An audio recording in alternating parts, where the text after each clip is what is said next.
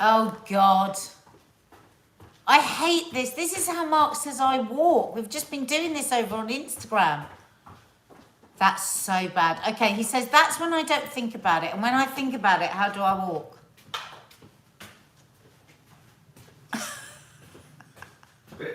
A bit wonky. And then show them what you were showing on Instagram, the way I put the lights on. This is actually true. So sometimes you'll come downstairs like this. I've got to stop walking like that. I hate it. And you look, but you're not seeing anything. It's exactly what I do. And you don't look at anything. Mark, how can I change my walk? Maybe I'll have to stop wearing heels all day. Do you hate my walk then? Do you look at me and go, oh God, that's really horrible? No, I don't hate it. But you? It reminds me of the baby in Toy Story. Oh God. God, Yeah, I walk like the baby in Toy Story. Yeah. How are you, babe? Your whiskers showing. I know. Can you cut it off for me? Yeah. Get some scissors. God, I'll tell you what, it's non-stop compliments this morning from this one. You always tell me when I haven't shaved. I'm telling you, you haven't Don't shaved. cut my mole off. I'm not going to cut your mole off. Because the whisker comes out of the mole. These are the dog grooming scissors. Stick it out. Squalor. We live in squalor. We live in squalor. Oh, it seems to disappear when you push it out like that. Put your finger in. No, put your tongue in. Oh, yeah, put it out again. Stick it out. God, it's quite you thick, nearly isn't it? cut my mole. I quite like that whisker. Mark doesn't like it. No, I do too. It's white. It's cute. Every now and then when I'm in a passionate clench and I brush against it, I think, Derek. Oh, I've got a present for you, Nads. Oh. Oh, God, what is it? Is it something awful? Why do you always say that? Because you do give me quite a lot of awful things. All right, okay. Nadia is looking very slim, isn't she? Thank you, Selena Lou Fogg. Those are my favourite words to hear. I know that makes me a shallow fucking cow, but I don't care. Oh. Well, what is it? Oh. Reliant. Oh my God, that's so good. A robin. Reliant. Reliant. Isn't that cool? Oh my God, I love that. For those of you that are in the family guest area, we talked about this guy, Nick Hunter. He hand carves out of one piece of wood all these birds, but they always have a funny twist to it. So it's a robin reliant. Yeah, he did robin that's redbreasts. so funny. And they've got two boobs. Yeah. Oh, I love that. So he's Nick Hunter Woodcarver, if you want to follow him on Instagram. He's very clever. And I love that. Thank you. He gets frustrated when we say he lives in a wood, but I like the image of Nick Hunter Woodcarver. Yeah, we just say living in a wood with an axe. He lives very on the edge of a wood. I think he's been a bit difficult. It's a wood, it's a field. Well, I mean... He throws axes. Do you know that? To a city dweller, he's a hatchet thrower. To a city dweller. We're doing things a bit differently today, guys. We went and got the Saturday papers for you. And Mark and I have each taken little things that have interested us, upset us, pleased us. But first of all, Mark was telling me an interesting thing today about 10,000 steps. Oh, Craig Smith's already done 20,000 steps. Bloody hell, I'm so jealous.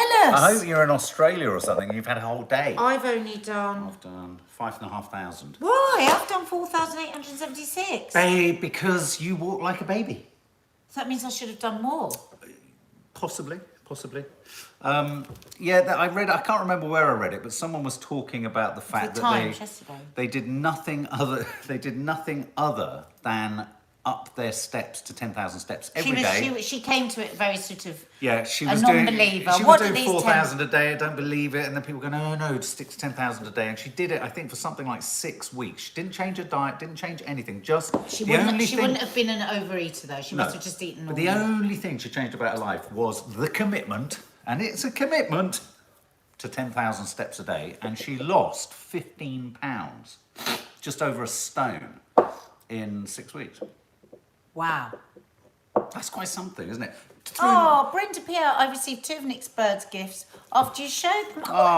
They're so I love cute. it because talk about a small business. It is literally this one man and his knives and his wood. And I love chisels. that. Thank you. I think you call them chisels. Chisels. You got a bit of a wedgie. No, bam, bam. Zoe says it's easy to do 10,000 a day in London with walking everywhere. It's very true, actually. You only have to do, even getting the tube up and down, platform change. For example, when I travel on the tube, I'll always hit a platform and I'll walk all the way to the other end of the platform whilst waiting for a train. Well, do you remember Steps. before the pandemic, because we obviously get given a car to get to the studios. It's one of the perks, I suppose, of being a TV presenter. But I was taking the train, and the reason I was taking the train is to walk down to the station, walk down, change trains, get up, walk from Shepherd's Bush to the...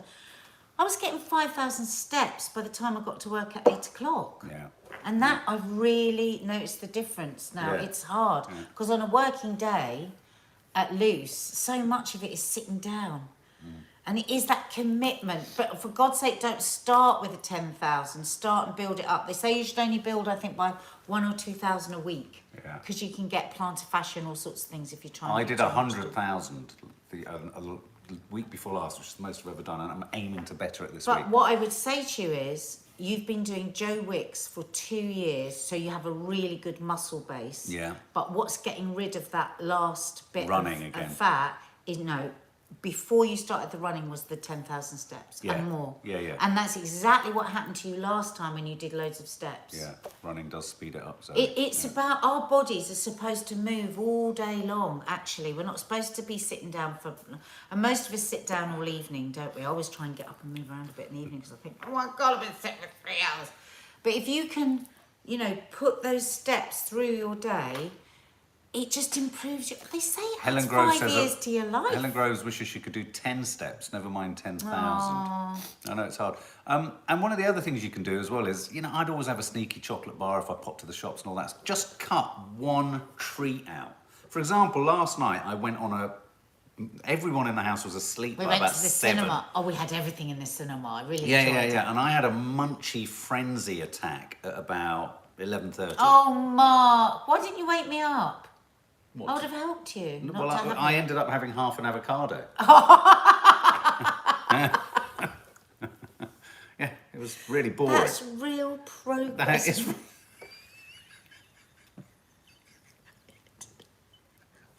As I stood there doing the clever thing with the stone of an avocado with a knife. So you could have cut your hand I was open. like, and I was like, looked at it and I ate it and I was like, well, that didn't really hit the spot, but I was good.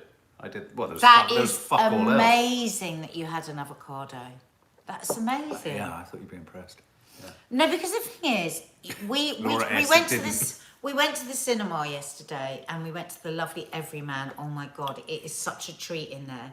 They bring you food to your chair. They feed you, don't they? We had everything, because this is what we're like. We try and be really healthy as much as we can, but when we enjoy ourselves, we really enjoy ourselves. John Cameron. So the weekend, it was Friday, so we had cheese. You had blue cheeseburger, chips. Yeah, but I had sweet potato fries. Yeah. Sweets, big bag of mince. Oh, for God's sake! Sorry. Mark, that's literally gone all over me. No, I didn't. I caught it in my hand. You didn't The say sound of it. You're showing off. You didn't need to do it that loud. I did. That's your mum upstairs doing it. Is that a fart? You can't tell the difference between her nose blowing and her farting.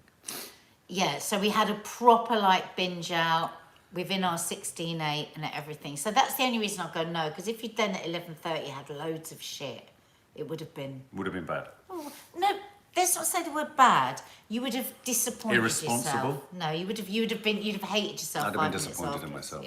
Yeah. Emma Carter sneezes very loudly. She can't help it. My mum sneezes the loudest of anyone. Does she? I don't think I've ever heard your mum sneeze ever. We would jump out of our skin. Is that how you like your tea?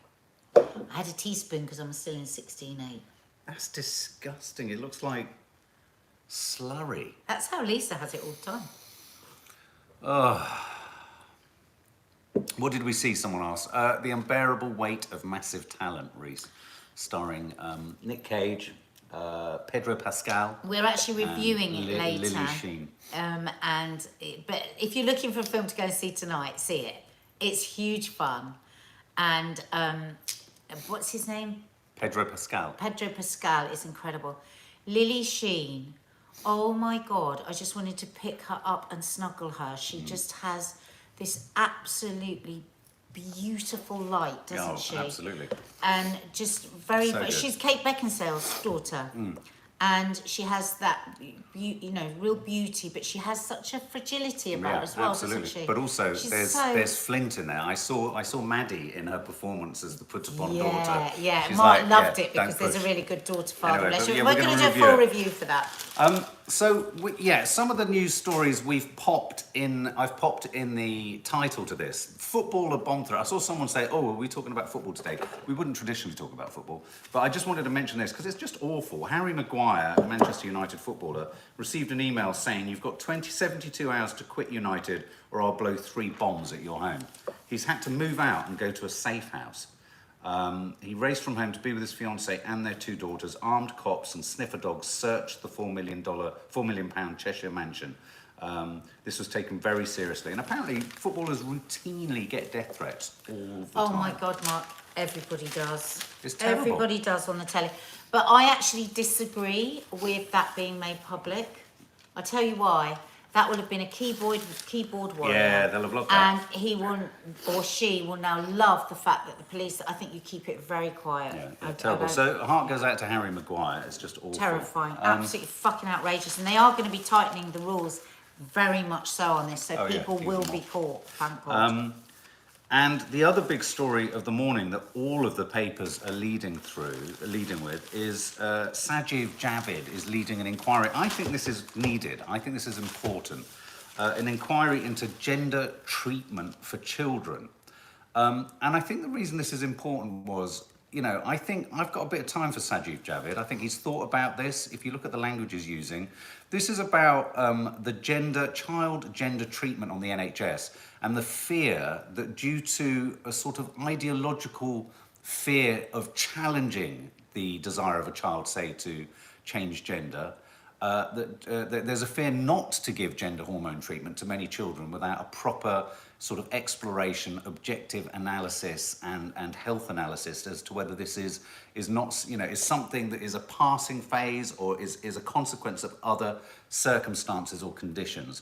And I think he made an interesting comparison. He says that he's comparing the political sensitivities over gender issues in under 16-year-olds to fears of racism in Rotherham over grooming gangs. And obviously that was the terrible story of principally Asian individuals grooming young women in Rotherham. And he said just because of the race issue in that story mustn't mean that you step back from dealing with it if it's a systemic problem. And I think he's trying to draw a parallel by saying there's a sort of ideological fear of saying no to any child that presents with a sort of gender, gender issue.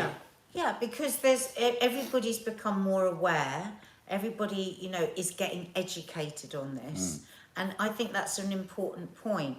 We mustn't, in our rush to be, understanding and inclusive, to miss those that might just be confused. I'll never forget. Yeah. Years ago, we had Sam Bailey. Lovely Sam Bailey that won X. Did she win X Factor?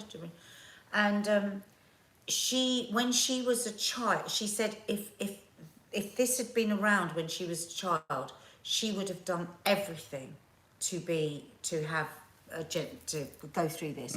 She so desperately wanted to be a boy. This is what she said. She felt she was a boy. And yet she said as she grew up, she realised that she was just, she wasn't actually trans. She didn't have those words. She realises now, looking back on it retrospectively. But she just desperately wanted to be in with the boys. And so there will be some people that are definitely just confused. Obviously, for those that are trans, it's very important, and I'm sure these places have excellent psychologists, don't they, to work out which way is which. Aaron Bullimore says, no child has any permanent treatment before the age of 16. This fear is entirely unfounded. There's no risk for children on puberty blockers for 4 years. Only on that point, Aaron, the Tavistock and Portman NHS Foundation Trust the Court of Appeal upheld the Trust's ability to give puberty blockers to under 16s if they were deemed capable of consent.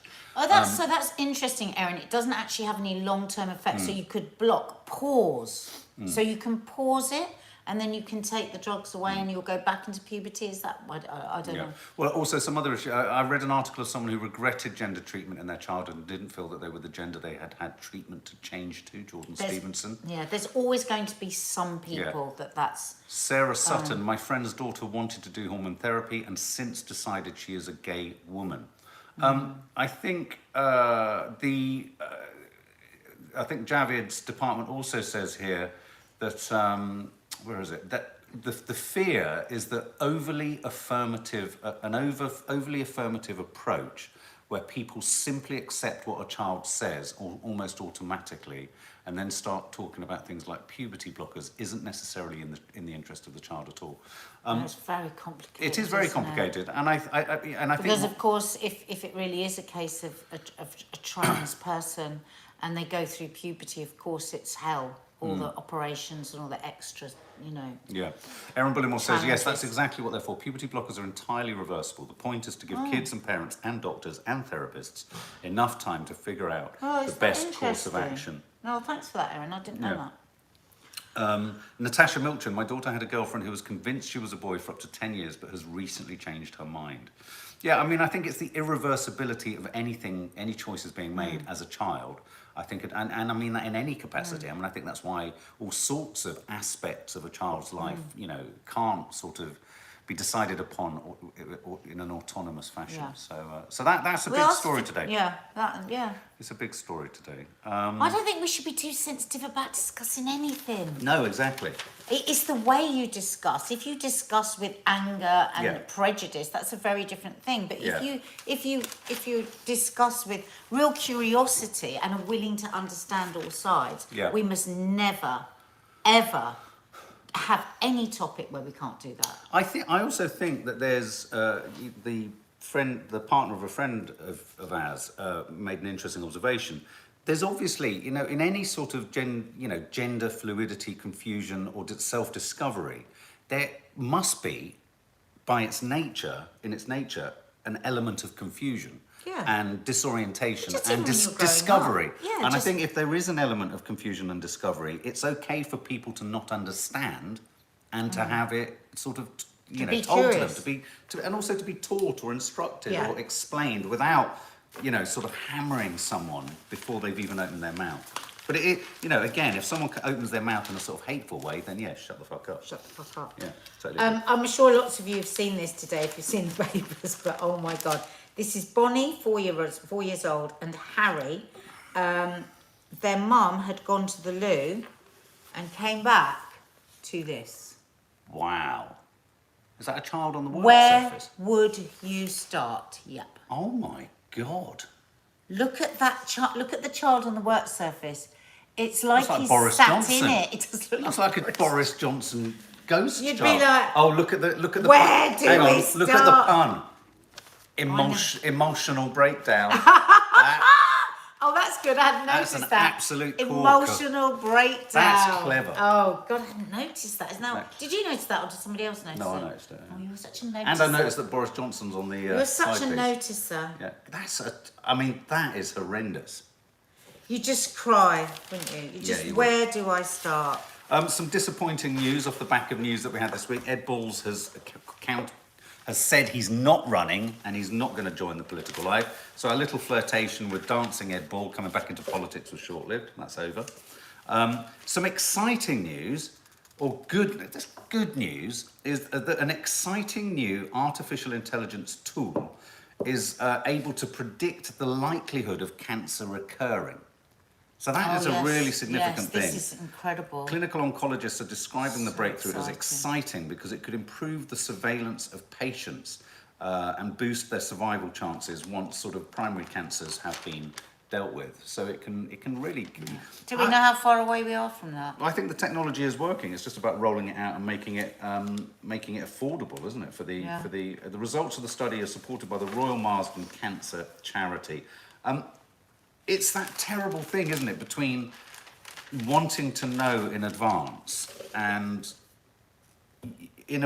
I think there's a real existential problem for humans with this, because on the one hand, you want to be as safe as possible, you want to be as diagnosed as soon as possible, you want to preemptively strike as much as you can. I don't think people do. I think that's the problem. Well, no, I know. That's the best thing, but I think there is that fear always, isn't there? But I sometimes think that, I think it's also almost better to understand why there's that fear. I think that fear doesn't just come from a sort of hypochondria. I think it also comes from a philosophical thing of, you often hear stories of when people are diagnosed with something terrible and are given a sort of awful, I mean, we can think of two examples, a limited amount of time to live. People almost live to that. I would not, if I was going to be diagnosed with something, I would say to them, I don't want any times given to me. Right. Because I really think it does. Do you think you get the choice, or do you think it's dependent on the... No, I think you can have the choice. Clinical... Yeah, you can have the choice. Yeah. I think Nanny dies in the room, which is curious because she's also upstairs. So first of all, look how beautiful is that? Richmond Park. Oh, that is stunning. Mark and I went out this morning. Is that an Acer? I don't know. Mandarin ducks. Oh, it's beautiful, isn't it? So beautiful. But I just wanted a quick one. If you're feeling low today and you're up to it, get outside into nature and have a walk, because it worked brilliantly for us this morning. Absolutely fantastic. It just works, so if you can.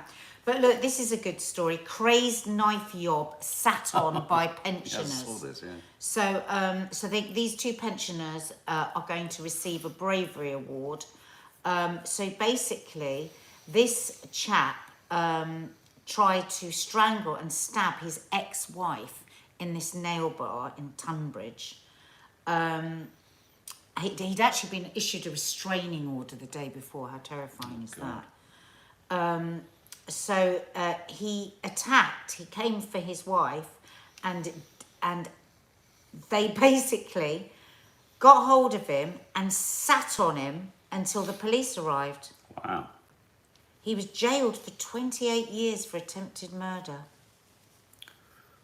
Wow. Yeah. Isn't that extraordinary, though? 65 and 75. They wrestled him to the ground with a knife. Good on him. It's just, I love that. Well, good on him, or it's dangerous, stupid, brave. I mean, it's just... I'm sure they didn't even think about it, Mark. I think that's going to be pure instinct, isn't it? So you have sort of bravery in that aspect, and then Mike Tyson. So you see Mike Tyson on a flight. Mike Tyson is sitting in front of you. Is the first thing you think to do to throw a water bottle at him? At Mike Tyson? No. So someone did throw a water bottle at Mike Tyson, and he turned around and punched him. So boxer is clear after fight. According to sources close to the 55-year-old, the alleged victim was extremely intoxicated and was repeatedly provoking him. Unfortunately, said Mike Tyson's team, Mr. Tyson had an incident on a flight with an aggressive passenger. Tyson initially kept his cool, even stopped to take a picture with enthusiastic fans, kept badgering him, so he punched him.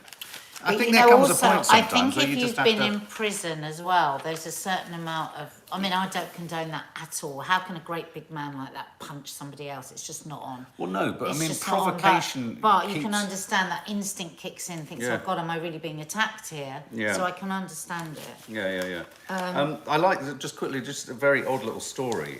You often expect animals or streakers to hold up a game of sport, don't you? But at the Crucible Theatre in Sheffield, home of the World Snooker Championships, in front of a capacity crowd of 900, an audience of 900 watching snooker, a pigeon landed on the table. And a pigeon stopped play in a game of snooker. I don't know why, I really like that. And a stowaway cat nicknamed One-Eyed Joe has been rescued from a North Sea oil rig after stowing away on a boat. Reminds me of the cat in Mousehole, doesn't it? The black cat was discovered inside a shipping container that had come from Peterhead. Isn't that sweet? A stowaway cat and a pigeon. I saw that. Cool. Holds up play. Yeah. Okay, so without question, one of the most important pieces from the Star Wars franchise ever is coming to auction in London between July 18th and 19th. Will you be going? Maybe. Do you fancy this was worn by the trooper whose famous last words were, "Stop that shit, blast 'em," before Han Solo gunned him down. This is double Dutch to me, but I'm sure it's very meaningful for you. Yeah. The helmet was plucked from a skip Wow. So it's a trooper prop plucked from a skip by a crew member after filming had finished, and is the only one of its two type. Known to still exist. I bet it's selling for like 120,000 or Yes, that's what I was going to say. So extremely rare, original Stormtrooper helmet. Stormtrooper helmet. What do you think? $650,000. One of just 6 made for 1977. 650,000. 460. Wow, that's quite something, isn't it? 460,000 for a film prop. For a plastic helmet. A snip. Would you love it? No. Even if you had the money? If you were a multi-millionaire, would you buy it? No. Women's Fitbit on the side. They like it joggy style. Running boosts orgasms. Oh. You need to get running, babe. Women who jog enjoy more intense orgasms, and the further they go, the better the climax. This is in The Sun, by the way. Experts say running strengthens pelvic muscles involved in the big O and helps improve blood flow to vital areas. That's the best time I've ever had, says a little speech bubble next to a woman wearing a Fitbit. Women's Fitbit on the side. It's so fucking unfair. We've now got to slog our bodies into the ground running. In order to have fun. Oh, God. You'd be a woman, me, Oliver. This is really sad. Seals apparently are being kicked, stoned and attacked by dogs across the country. We saw a dead one in Canberra Sands. Do you remember there was a dead one? Doing that to a seal. Teams of medics are verbally abused while tending to seals. Police have received reports of youngsters throwing stones at seals at Walton-on-Naze in Essex. This seal charity says it's hard to say why some people think it's okay to stone seals, drag them around by their flippers, or set their dogs on them. And I was thinking, God, what kind of would you say anything to some kids if you saw them doing that on the beach? Yes. Yeah. Yeah, I would absolutely you? would. I just wanted to. I wouldn't go in angrily, but I would go up and say, guys, what's going on? Yeah. I mean, but isn't somebody that does that a psychopath? Could they then not attack you? Because I think you have to be a bloody psychopath to do that to a seal. The sweetest creatures with the totally helpless, looking up at you with those. It's like beating a child. Well, they do say that children that torture animals. Of the kids, exactly. Well, they do say that. I think, if you torture an animal like that, what are you going to do in the future? It was just horrible. Highly agree. Believe it or not, guys, film fans, 40 years ago, E.T. came out. 40. Think about that. 40 years ago. It feels like yesterday when we watched it on a pirate video. 18. So 40 years ago, and it led me to this very funny photograph of, is that E.T.'s finger or the worst looking hot dog ever? The worst looking hot dog ever, or a very long poo. Or as Johnny Depp would say, a grumpy. We've got a new word for it, but look at that hot dog. Phone home. It's so disgusting. I mean, what would invite you to eat that? Somebody will eat it. The bacon-wrapped sausage was far from being out of this world. The idea of a big enough bun was clearly an alien concept. The pub admitted it didn't reflect our high standards and offered a... Didn't reflect our high standards? I've heard it all now. Whoa. I don't know why, this made me roar with laughter. Less because of the content of it, but the Daily Star's got a centre spread about clowns that can get away with murder. And then they always do sort of, criminal stories, don't they? So you've got all these people who were the killer clown, Robert Bloch, the psycho, all these high-profile psychotic clown killers. So it kind of explains why a lot of people are scared of clowns. Do you want to do one of yours? Well, mine are both quite sad. I thought I might leave it. Why don't I end on a sad thing? Mind you, though, supermarkets are starting to ration cooking oil, guys. Really? Because the sunflower oil comes from Ukraine and it's not coming. So people are buying olive oil and rapeseed oil instead. And now we're on rations. Wow. You can only buy 2 bottles of oil. Wow, okay. That's something. Someone's asking, any updates on Johnny Depp? No, there aren't any updates on Johnny Depp because it's a 4-day trial each week. So it will kick in again on Monday and we will be updating you. Nadia's going to even join That's funny. You would want to phone her home having put in front of you. Julie Everett, I like that. And I tell you what, you Yes, wouldn't we be. can, You Abby. wouldn't be. I'll be back. Go on. Janice Muir's daughter, Abby, it's her birthday. She's 12 today. Happy birthday to you. Happy birthday to you. Happy birthday, dear Abby. Happy birthday to you. Yes, actually, that's a good point. Johnny Depp making the jury laugh. What? They like him. It's very hard not to like him. I like him. Yeah, just give us I'm your always snapshot take. I'm always a woman's woman. I always go totally with the woman, and maybe sometimes to an extreme. But I'm sorry, we know too many people. I've heard from too many sources. I know that from a there's few not sources a bad too. word said about this guy. He's had multiple relationships. Not one woman has come forward and said she's been hit. And if I was terrified of somebody smashing up a kitchen, I wouldn't be standing there filming it. And laughing. She was laughing at the end. Look, I've said it. Oh, I'm sorry. Michelle's feeling so low. Oh, I sorry. can barely get up today. I had to put my little dog to sleep on Monday. Oh, sweetheart. Oh, God. We're so sweetheart. sorry. The grief of that is unbearable, isn't it? All you can do is take 1 minute at a time and do the things that you need to make you feel safe. Because it's that feeling of unsafeness as well. Vulnerability, isn't it, when you lose somebody or an animal that you love. So literally 1 minute at a time. Yeah. Snuggle up. Yeah, absolutely. Look after yourself. Big hugs. Yeah. Sorry about that. Yeah, going back to Johnny Depp. Well, jump in on Monday, Nads, and we'll hear your opinions there. Because one thing I would say about the Johnny Depp, what one has to do sometimes is you have to park aside the fact that yes, the huge the vast majority of cases are misogynistic relationships between men and women. A lot of the language is used isn't good in text and what have you. Lots of people have said if you go through people's 10-year-old texts and tweets, there are awful things that can be shown. And we're very dramatic. We are very dramatic people, so we'll often say things that are so dramatic. And we say, my God, humor. If the window was open and somebody would hear that. And it was funny because me and Denise Welsh were talking about this, and then somebody else who was an actor, I can't remember who it was, and we were all going, oh my God, yeah, you could easily, but it's not, it doesn't mean you're going to do it. No, exactly. I mean, if you think just like your nan, how many times you go, oh, I could get you and I could throttle you and I could get your neck and I could go. If you actually overheard that with Nanny Thelma, you could have been taken away as a child. Absolutely. Final couple of silly stories. Ground control to marijuana, Tom. Starman Chris Hadfield, astronaut, wants to grow the purest cannabis ever in space. Oh, God.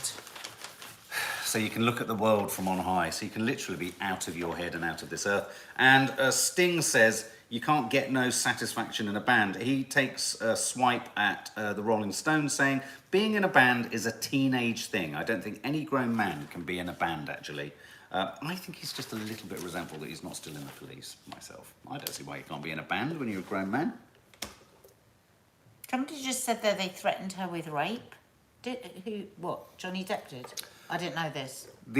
Well, we don't want to repeat the exact words, but what they were saying was they would kill her, they would have sex with her body, her corpse, they would throw her in the sea and the water, and they would drown her and set her on fire. Ah. Oh, yeah, no, you can't in any way sugarcoat those texts. Were they going to do that? That is horrible. Did they send that text to her? No, they sent it to each other. Yeah, that's what I thought. This was just between each other, wasn't it? Now, if they'd sent that to her, I would say put them in the jail and throw away the key. But this is people. It's going to be interesting when we hear her testimony. So far, I think you can say all sorts of things within your own private friendship group or whatever, and if you're just at the end of your tether, you could say all sorts of things that you would never in a million years do or say to that person, couldn't you? I mean, if you think about the most awful thing that you've ever thought or you've said, and imagine that then that's blasted out onto the into the world's press and into a court of law, and it must be so hard because because I think there's going to be stuff as well that comes from her, and we have to have the same understanding both ways. I'm sure there's things that she's said to her friends that she would not have actually said to him or directly threatened to him. I do think that can be the rough and tumble of a relationship. And I think you could say one thing and then you could do another thing and then you... But if you say that to the person, or if you put that out publicly, that's a completely different situation. If they'd said that to her, I would be... Yeah. Game over. People just asking quickly, what's the dangerous Lemsip story? Mum dies from accidental paracetamol overdose after drinking too many Lemsips. I always am warning everyone about this. Mark will do this sometimes. I'll have a paracetamol and then I'll have... Yeah. It's 2 paracetamol. Yeah. So you can only have 4 packs and you can't have paracetamol with it. Yeah. The recommended dose of Lemsip is 1 sachet. She died on Christmas Day in New Zealand. Oh my God. Mrs. Bergen began vomiting coffee-coloured bile and had low oxygen levels when doctors assessed her. She was transferred to intensive care. Oh no, Royal Preston Hospital, where she was diagnosed with liver failure following a paracetamol overdose. 4 to 6 hours, no more, guys, and only 4 in 24 hours. Yeah. And finally, dog homes are inundated with people returning their pets as the cost of living crisis bites. And I don't know if you remember in lockdown, so many people were getting pets. But Birmingham Dogs Home has taken in 53% more animals than last year, and its 2 sites are full. Yeah, people are having to make, really difficult choices. So there we go. Those were the 2 other stories on the side there.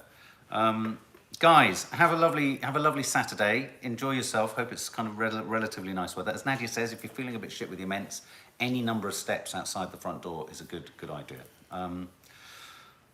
So, are you done? Why don't you walk away from us like a baby? No. Yeah, come on, show us your walk. I'm never walking around again in front of you. Show us your walk. You stick your bum out. I'm too self-conscious about it now. Oh, sweetie, don't be. Guys, have a lovely day and thanks for keeping us company.